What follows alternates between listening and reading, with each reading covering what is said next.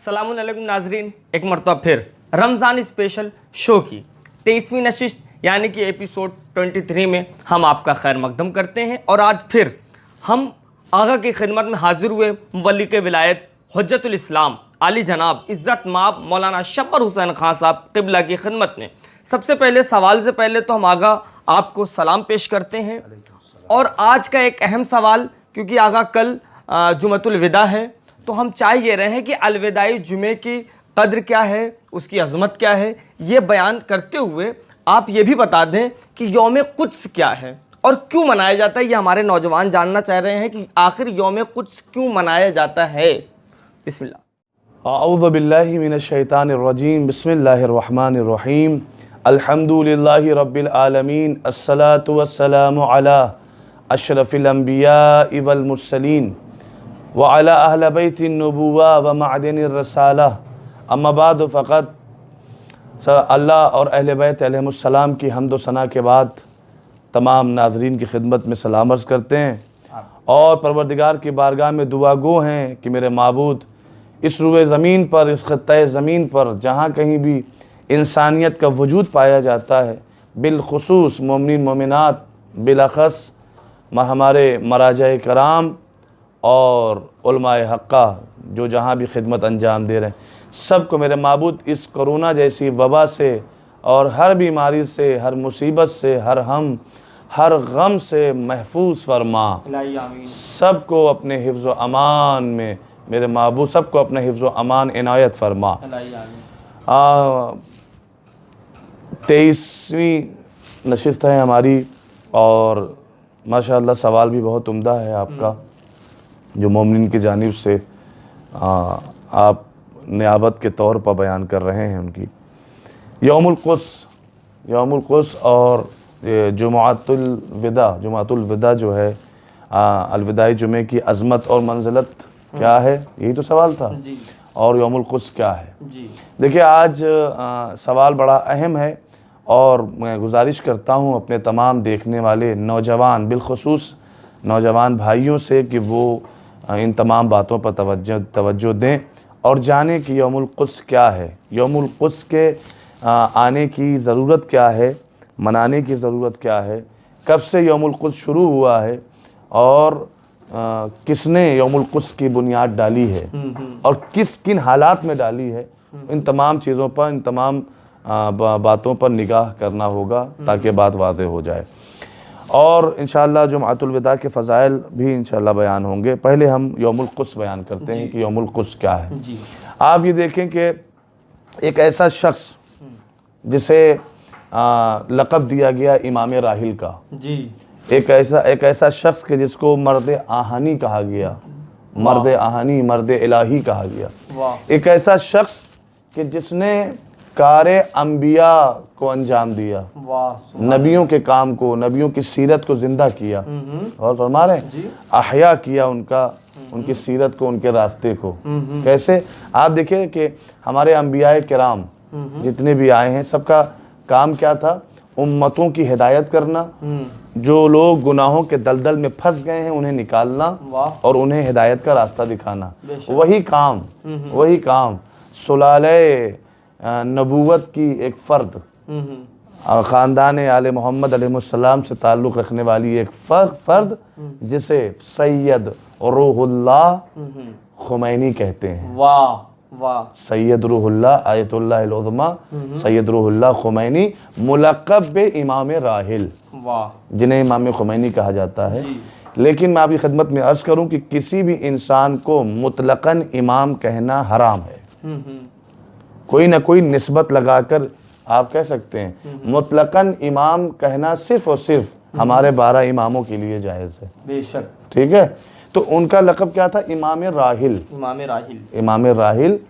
और चूँकि खुमैन शहर के थे और हमारे लिए सआदत ये है कि उनके आबाओ अजदाद हिंदुस्तान कश्मीर से ताल्लुक़ रखते थे और कश्मीर से हिजरत हुई तो नजफ़ पहुँचे, नजफ़ से हिजरत हुई तो वो ईरान शहर खुमैन में पहुँचे, इसीलिए उन्हें खुमैनी कहा जाता है।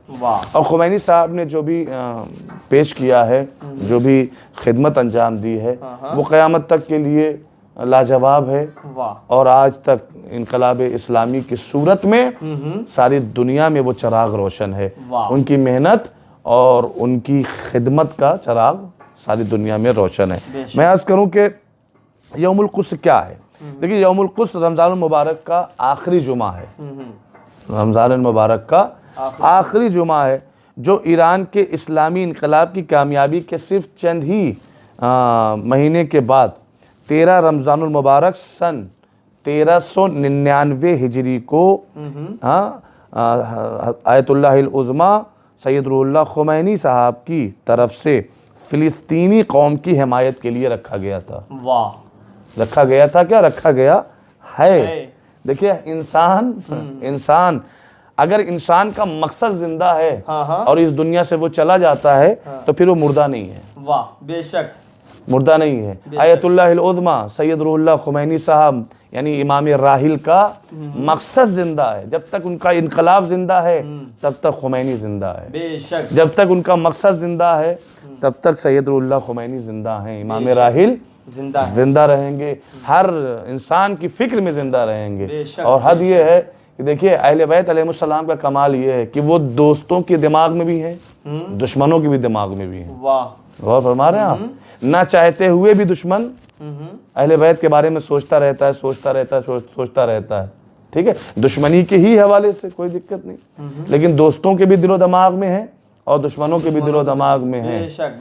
उसी तरीके से जब उनके गुलाम, उनकी आल से कोई इंसान निकल कर आता है और खिदमत इस्लाम अंजाम देता है तो वो भी दुनिया से चला जाए, लेकिन वो एक फिक्र बनकर दोस्तों के भी दिमाग में रहता है, दुश्मनों के दिमाग में रहता है। और फिर ऐसा है, देखिए आइम्मा मासूमीन की सीरत, आइम्मा मासूमीन की सीरत ये थी कि वो जो भी काम अंजाम देते थे मासूमीन अलैहिमुस्सलाम, वो सिर्फ एक कौम के लिए नहीं होता था, सारी इंसानियत के भले के लिए होता था। खुमैनी साहब ने भी, चूंकि सैयद रूहुल्लाह खुमैनी नाम है आपका, ठीक है, खुमैनी साहब ने भी सीरत मासूमीन पर अमल करते हुए क्या किया, ऐसा कारनामा अंजाम दिया जो सिर्फ ईरान से मखसूस नहीं है। वो इनकलाब सिर्फ ईरान से मखसूस नहीं है, उस इनकलाब का असर ये हुआ कि सारी दुनिया की सह्यूनिस्ती जो बातिल हुकूमतें थीं वो सब के सब शियत से लर्जा बरंदाम हो गईं। उनको समझ में आया कि खाके शिफा का पावर क्या है। तस्बीह जनाब सईदा की तस्बीह खाके शिफा की खुमैनी साहब के हाथों में थी ना, जो एक बार अल्लाह अकबर कहते थे तो अमेरिका और इजराइल के हेलीकॉप्टर और हवा जो जंगी जहाज थे वो सब उड़ जाते थे। उनको समझ में आया कि करबला क्या है, खाके शिफा क्या है, खुमैनी क्या है और तशय्यो क्या है। गौर फरमा रहे, तशय्यो क्या है, वो सारे पावर उन्हें समझ में आ गए। तो ये साहब 13 रमज़ानुल मुबारक सन 1399 हिजरी में खुमैनी साहब की तरफ से फ़िलिस्तीनी कौम की हिमायत के लिए रखा गया है। इस दिन में नमाज जुमा को अदा करने से, बहुत सी जगह पर नमाज जुमा से पहले प्रोटेस्ट होता है यहूदियों के खिलाफ, ईसाइयों के खिलाफ, और बहुत सी जगह पर नमाज जुमा के बाद होता है। ठीक है, तो लिहाजा बाद हो या पहले हो उससे मतलब नहीं है, बस प्रोटेस्ट होना चाहिए, इनकलाबी नारे बुलंद होने चाहिए। इजहार बराअत जरूरी है। जैसे उस जमाने के लोगों के लिए यजीद, फिरौन, हामान, शद्दाद, इब्ने ज़ियाद, न जाने कितने बड़े बड़े जालिमीन जो गुजरे हैं, जैसे उस जमाने में उन लोगों के लिए वाजिब था कि इन लोगों से इजहार बराअत करें, हमारे जमाने के यजीद और शिम्र और क्या कहते हैं हामान, कारून, नमरूद, यही सब हैं जो खुली हुई दुश्मनी कर रहे हैं कुरान से, अहले बैत से या इस्लाम से। तो हमारे लिए ज़रूरी है, मुसलमानों के लिए ज़रूरी है कि इजहार बराअत करें, चाहे वो सऊदिया, चाहे वो यहूदी हो, चाहे वो ईसाई हो। गौर फरमाइएगा। तो ये रखा गया था। तो नमाज जुमा से पहले या नमाज जुमा के बाद, ठीक है, फ़िलिस्तीन पर जो यहूदियों ने कब्ज़ा किया और उनकी आवाम पर जो जुल्म किया है उसके खिलाफ मुजाहरा करते हैं, जालिम के खिलाफ। देखें, यौमुल कुद्स क्या है, जुमातुल विदा के दिन जालिम के खिलाफ एहतजाज करना और अपनी बेदारी का सबूत देना कि हम जालिमीन के साथ नहीं, हम मजलूमों के साथ हैं। और वो मजलूम ज़रूरी नहीं है कि शिया ही हो, वो मजलूम दुनिया के किसी भी कोने में हैं, किसी भी मजहब से ताल्लुक़ रखते हों, किसी भी धर्म से ताल्लुक़ रखते हों, फ़िरक़े से ताल्लुक़ रखते हो, हमें इससे मतलब नहीं है। हम अहले बैत अलैहिमुस्सलाम और चारदा मासूमीन के मानने वाले हैं, लिहाजा हम धर्म देखे बगैर, मजहब देखे बगैर मजलूमों का साथ देंगे। बेशक बेशक हाँ, बेशक मजलूमों का साथ देंगे, इसलिए कि हमारे मासूमीन ने हमें यही सलीका दिया है। आप जानते हैं कि दहलीज़ अहले बैत पे आने के बाद मासूमीन अलैहिमुस्सलाम ने खैरात देने से पहले किसी का मजहब नहीं पूछा। बेशक, गौर फरमा रहे हैं? किसी की मदद करने से पहले एक मौका दिखाएं कि मौला अली ने किसी से कहा हो कि तेरा मजहब क्या है, ठीक है। लिहाजा हम उन्हीं की सीरत पर अमल करते हैं। जहां भी मजलूम होंगे, जहां पर भी जरूरतमंद होंगे, वहां पर हम उनकी मदद करने के लिए तैयार हैं। और ये पैगाम एमआर प्रोडक्शन की जानिब से इंशाअल्लाह बहुत बड़ा जाने वाला है। आप देखें हमारे देश भारत में, हमारे वतन हिंदुस्तान में अभी जो कोरोना महामारी चल रही है, मैं सारे देखने वालों से गुजारिश करूंगा कि अगर कोई भी ऐसा इंसान आपको मिल जाए जिसको पैसों की ज़रूरत हो, जिसको टैक्सी और जिसको कन्वेंस की ज़रूरत पड़ रही हो, खाना भूखा हो, खाना खाने की ज़रूरत उसे है, लिहाजा मैं अपने देखने वालों से, तमाम भारत के शियों से, मोमिनीन से मैं गुजारिश करूंगा एमआर प्रोडक्शन की जानिब से कि जहां भी कोई ऐसा इंसान आपको मिल जाए इस कोविड-19 के दौर में, आप उसकी भरपूर मदद करिए, बगैर धर्म देखे, बगैर मजहब देखे, बगैर फ़िरका। इसलिए कि हमारे जो रहबरान, हमारे जो लीडर्स हैं चारदा मासूमीन अलैहिमुस्सलाम, ये उनकी सीरत है मजलूमीन की मदद करना और ज़रूरतमंदों को उनकी इमदाद करना। बहरहाल मैं आपकी खिदमत में अर्ज़ करूँ तो ये उनके ख़िलाफ़ क्या है, मुज़ाहरा है।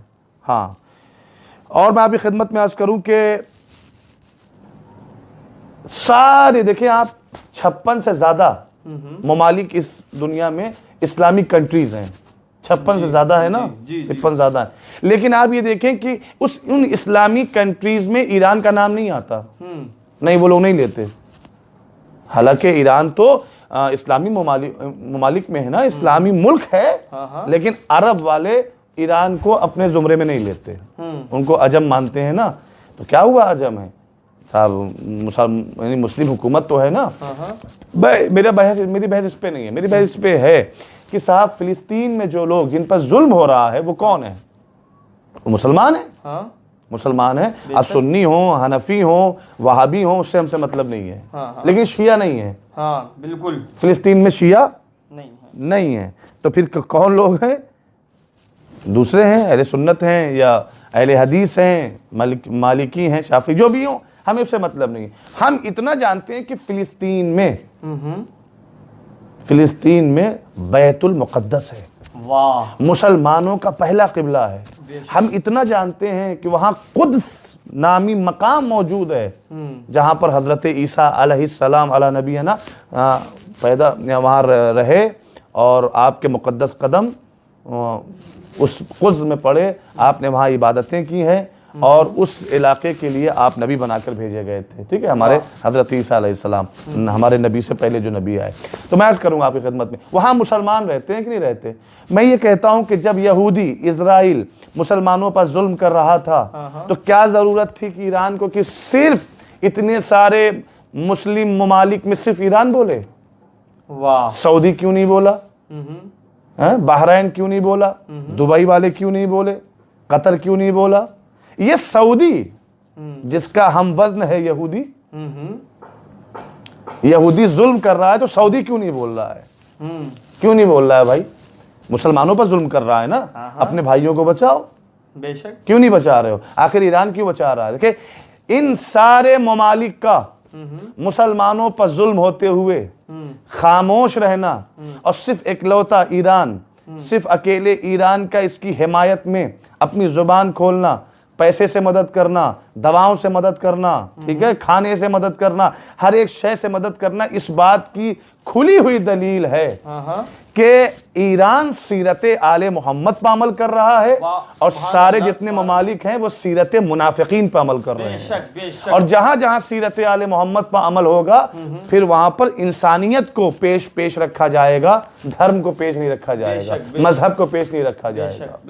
लिहाजा तो मैं आपकी खिदमत में अर्ज़ करूं कि इसलिए यौमुल कुद्स रखा गया। यौमुल कुद्स का मतलब यह है कि जुमअतुल विदा के आखिर में, जुमअतुल विदा जो माह रमज़ान का आखिरी जुमा है, उस दिन प्रोटेस्ट करना किसके खिलाफ? जालिमों के खिलाफ, और मजलूमों के हक के लिए अपनी आवाज़ इनकलाब को बुलंद करना। वाह सुभान अल्लाह। देखें साहब, ज़ाकिर करबला निज़ाम अब्बास साहब, मैं अभी खिदमत में अर्ज कर रहा था यौमुल कुद्स के बारे में। मैं समझता हूँ इतना काफ़ी होगा, हमारे पास वक्त कम होता है। जुमातुल विदा की तरफ चलते हैं, उसकी फजीलत देखें। आम दिनों में भी 7 दिन होते हैं, इन 7 दिनों में एक दिन का नाम है जुमा। अल्लाह ने इन 6 दिनों का राजा, बादशाह, हाकिम, सैयद किसे बनाया है? जुमे के दिन को बनाया है। तो जुमे को तो वैसे ही अब फजीलत हासिल हो गई कि सैयदुल यौम है, सैयदुल अय्याम है। गौर फरमा रहे? तो जुमा सैयदुल अय्याम है। मस्जिद, जिस मस्जिद में नमाज जुमा हो रही है, वो मस्जिद भी उस इलाके की क्या है? सैयद सरदार है, सैयद सरदार है। जुमा उसी में हो रहा है, सैयद सरदार है। वो सैयदुल मसाजिद कहेंगे उसे, मस्जिदों की सरदार है। तो लिहाजा दिनों में एक दिन को अल्लाह ने सैयद बनाया, सरदार बनाया। 6 दिन क्या हैं? छोटे हैं, वो एक दिन बड़ा है। लिहाजा इस हवाले से भी अल्लाह ने, और फिर परवरदिगार ने इस नाम जुमा को कुरान में दाखिल किया, एक सूरा बना दिया। इस दिन को एक सूरा बना दिया अल्लाह ने, सूरतुल जुमुआ। आप कुरान मजीद में देखें, मौजूद है सूरह जुमा, कुरान मजीद में है। तो इसको कुरान की कायनात में भी परवरदिगार ने जगह दे दी। और क्या चाहता है? बिस्मिल्लाहिर्रहमानिर्रहीम, या अय्युहल्लज़ीना आमनू इज़ा नूदिया लिस्सलाति मिन यौमिल जुमुआ फस्अउ इला ज़िक्रिल्लाहि वज़रुल बै ज़ालिकुम खैरुल लकुम इन कुंतुम तालमून। ए ईमान लाने वालों, जब नमाज जुमा की अजान की आवाज तुम्हारे कानों से टकराए तो आहिस्ता आहिस्ता कदमों से न जाओ, फस्अउ, दौड़ते हुए जाओ, इला ज़िक्रिल्लाह, अल्लाह के जिक्र की तरफ। यानी इस दिन को इतनी अहमियत हासिल है कि उस दिन चल के नहीं जाना है। हदीसों में है क्या है कि दिल को नूरानी, मैंने बताया ना, दिल को नूरानी अगर बनाना तो मस्जिद की तरफ चल के जाओ, लेकिन जुमा के लिए चल के नहीं जाना है, फस्अउ, दौड़ते हुए जाओ। कितनी मंजिलत है, दौड़ते हुए जाओ, है ना। पूरी ताकत से अपने आप को मस्जिद जुमा तक पहुंचाओ, नमाज जुमा तक पहुंचाओ। फस्अउ इला ज़िक्रिल्लाह, ज़िक्रिल्लाह। देखिए, और नमाजों के लिए ये हुक्म नहीं आया। कौन सा? आगे देखिए, वज़रुल बै, और अपने बिजनेस को स्टॉप करो, रोको, फौरन रोको, नमाज में जाओ। किसी और नमाज के लिए, पंजगाना नमाज के लिए नहीं आया कि जैसे अजान हो जाए अपना बिजनेस स्टॉप कर दो। बेहतर है कि आप पंजगाना नमाज उस बर वक्त पढ़ें, वक्त पर पढ़ें, अव्वले वक्त में पढ़ें। लेकिन ये कुरान में नहीं आया कि अपनी दुकान बंद कर दो। लेकिन रोजे जुमा के लिए कुरान में आ रहा है, वज़रुल बै, अपने दुकान में ताला लगाओ। ज़रुल बै का मतलब यही है स्टॉप, सेलिंग और बाइंग जो है वो आप रोकिए, बिजनेस रोकिए, खरीदो फरोख्त रोक दीजिए। किसके लिए? वज़रुल बै ज़ालिकुम खैरुल लकुम।